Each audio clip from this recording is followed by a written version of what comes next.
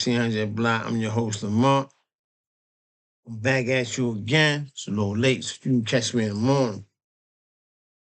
Um, so let's jump right into it, man. I want to talk about this government, this shutdown.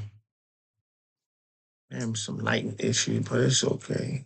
I'll fix it later. This thing always tricky, man. It's just crazy. Um, got a couple things I want to talk about right quick. This government shutdown. So the question was asked really like, was it really worth it? Um, and that's just a matter of opinion, right? I mean, really, um, it was no really positive outlook on the general argument of economic is that the shutdown causes economic damage, personal hardship. I mean, the Democrats didn't really get what they wanted. I talked about it last night. They still didn't really get what they wanted. I mean, they got some of what they wanted, but when they come back to the table, the Republicans don't really have to vote on it because they the majority, man. Here's a summary. Um,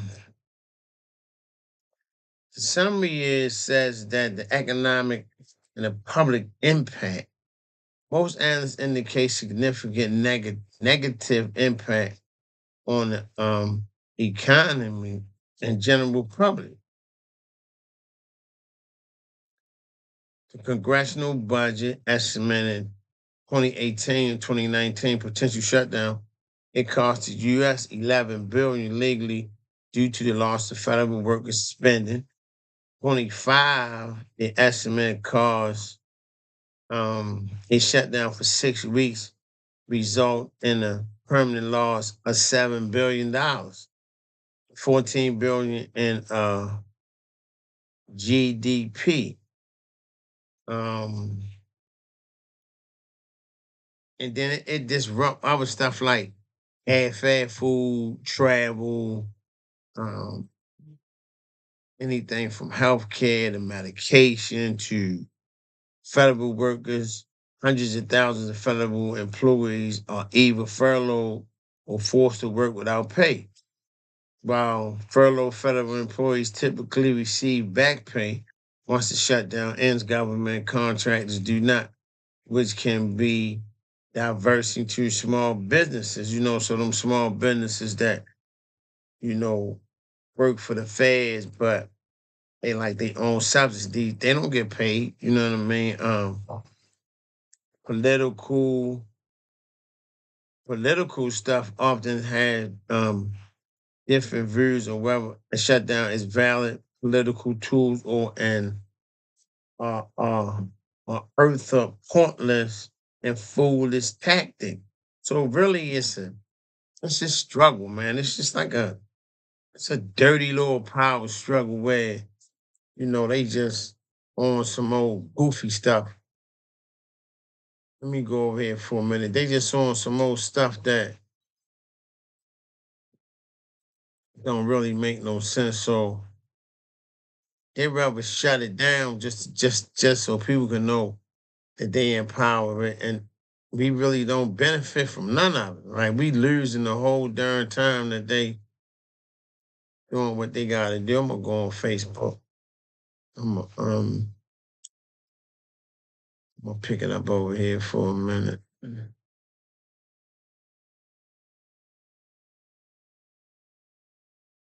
I'll pick it up. Let me pick it up right here. Hold on. So it really has more of a negative.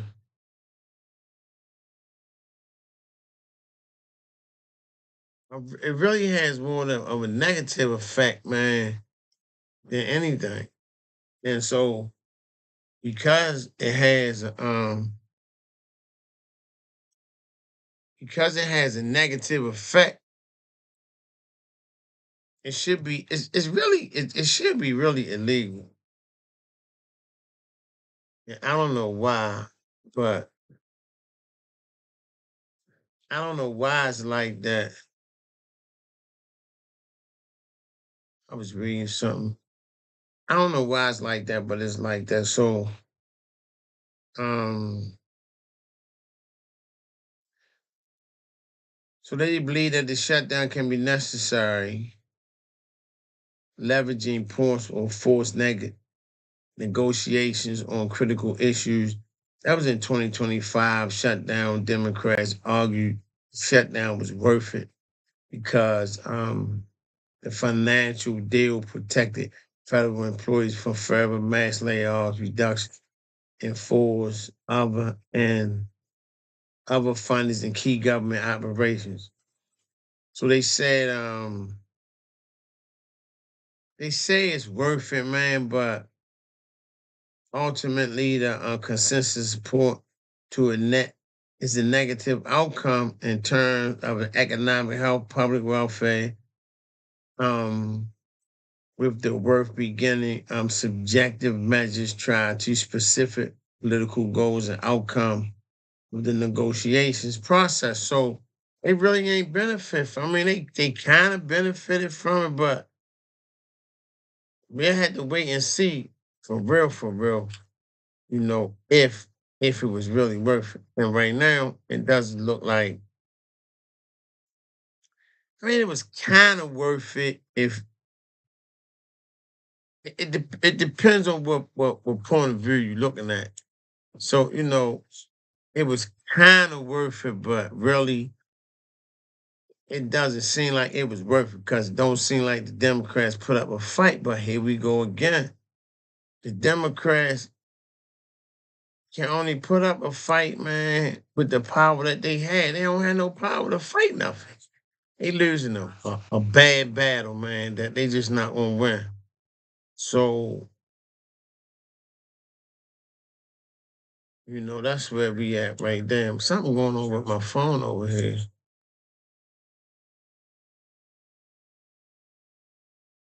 And I'm trying to fix it, but it won't let me. It wouldn't let me do it.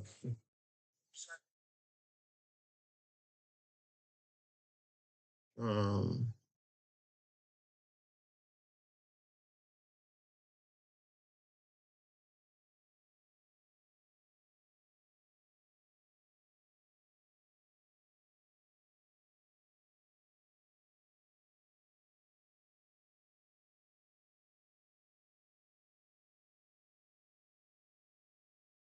so it won't. Something going on. I ain't gonna worry about. Um, so it was kind of worth it, but they said it really wasn't worth it. Um, Back to the turf wars, which I think is a mess. And that's just how I feel about the whole thing. I think it's just a mess. Um, and so what happened is the user. Okay, so the user is asked about the court rolling down Trump terms. Likely, the lower court has ruled some Trump tariffs are illegal and ruling the Supreme Court is currently reviewing with justices experiencing skeptics about the president's authoritarian to impose them. The lower court ruled against him, saying the tariffs were invalid um, to the law, and the Supreme Court case is ongoing. So the Supreme Court looking at it says illegal. The lower court ruled that many of the tariffs was unlawful application of the International Emergency Economic Powers Act. It's the IEEPA. The appeals court found that imposing tariffs were a core congressional power and that the administration had overstepped its authority. The Supreme Court is currently reviewing the case, with justices from both sides of the political spectrum experiencing skeptics about the president's authority to impose tariffs using emergency power. It's called the emergency power law. So he used the emergency power law. The legal challenges focus on whether the president can use the IEEPA to impose tariffs without congressional approval. Supreme Court decision is expected to have a significant impact on exclusive power in U.S. trade policy. So the Supreme Court having it, and most of them they is boys. So we will have to see how that pan out. Because I have a feeling it's gonna go in their favor. So um, kind of look out for that. All right, I'm doing a couple. I got a couple things going on the way. I'm trying to do at one time.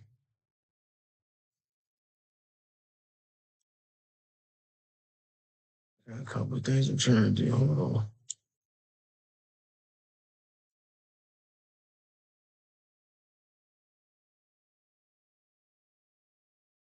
Got a couple of things I'm trying to do.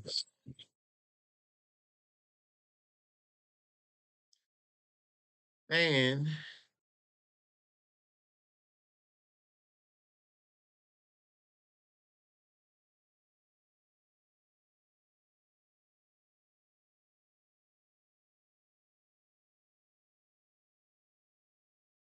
what's going on over here, man? Hold on.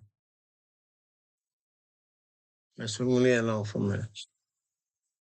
All right, so that's what's going on right there.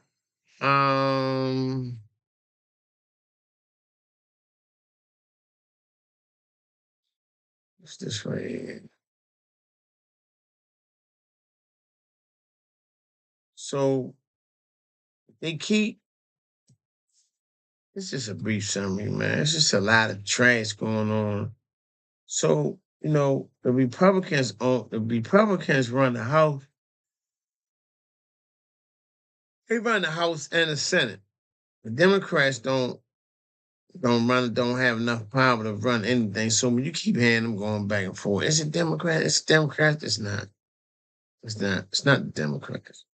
So they playing around, they shifting power, they shifting the blame on one from the other. And my thing is y'all grown, y'all should have been able to, come to agreement something, man. Um, so so now that it's over, this is what's supposed to happen. The court appeals to refer to the recovery for the current 43 days of U.S. government shutdown, which is near its end as of February 12, 2025. Operational rebound. Most federal workers are expected to return to their jobs as soon as the funding bill is signed. Should be signed today. So if they sign it today, it'll go in effect to tomorrow, not today. Gradual services. Of services, particularly in the complex areas like air travel, Head Start programs will be globally. Airlines may take a couple weeks to return. No operation of traffic controllers needing all missed paychecks to full in call outs. So a lot of people ain't getting paid. A lot of people still calling out. Everybody money gonna be late. So the data release, the release the economic data from agencies like the Bureau of Labor. Status will also take time with some October data potentially unavailable. So some of the data gonna get lost because there wasn't nobody at work. Um, Economic experts, most of lost economic activities to be re recouple quickly as the federal workers receive back pay and delay spending resume. While White House economic advisor suggests that the U.S. economy whole could return to a strong growth rate, 3 to 4% by the first quarter of 26, recovering from temporary drag causes by the shutdown. Permanent loss in congressional budget office CDO estimate permanent permanent through minor in the context of a total economic loss of $7 billion to $14 billion due to the shutdown. So we just lost $14 billion. So if it's 14, it's probably $20 billion that we just lost due to travel and federal workers and people calling off. So I mean, we lost money. I mean, we lost money. We lost $14 billion. That was the $14 billion that people could have had stuff to eat. So we lost money by the shutdown. We didn't gain nothing. We lost money. The stock market, the Dow Jones Industrial Average, they took a significant on the optimist that political stability will return with the shutdown ended. Public trust in government has low even before the shutdown has erodes further on the crisis. The recovery of the public perception will depend on further government performances and the ability of political parties to avoid similar things. But it's going to shut down again. The government going to shut down because the Republicans not going to vote with the Democrats. So, and we're going to be right back here again. We're going to be right back here. It's temporary. I promise you. It's going to shut down again, man, because these people don't care, Jack. They really don't care. So that's just a brief summary. So even though they open it back up, nothing's gonna come right back right away. Everything gonna be delayed. Everything gonna be everything gonna be behind. And so you still gonna have to find a way for to catch up with what happened. President don't want to take blame for nothing. Nothing. It's always the Democrats, always the Democrats, it's never the Republicans. Everything is a Democrat. The Democrats humble, it's the Republicans. Anybody know anything about politics? Know that it's both parties. You can't just blame one party. I mean, even though the Republican Party is the stronger party, you can't blame them. You can't put all the blame on them because the Democrats, they play a part, they play a part in it too. And for real, if they was gonna hold the line, they should have just held the darn line. Cause this way, we still ain't gained nothing. I mean, like I said, I see why they did it because they want to blame the Republicans, which the Republican Party is to blame. So they figure, well, we just give it to the Republicans. When it's time for them to vote, they'll just go Democrat. It seemed like it'll work. It's probably gonna work, but the way they have it, thinking like the Democrats not doing their job, and the Democrats they can't do but so much. It's just imagine if it was just me and you and one more other person, and we had to fight 250 people, and we only had 200 or 175. It's like that.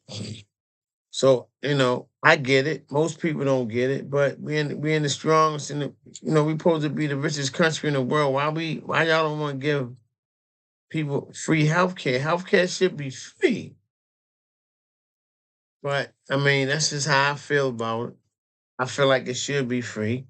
I feel like the rich just gonna stay rich, and the people who just can't afford to be nothing else but what they are is that they just gonna be what they are, and that's just how it's gonna be. Ain't too much, ain't too much we can do about it, man. So I'm just, I'm just I don't know what's gonna happen. So that's the short version of podcast 1700 block. I ain't trying to stay on here long. The president was on TV. He was talking. I hope y'all heard him talk about. I don't know what he was talking about, but he was talking about something.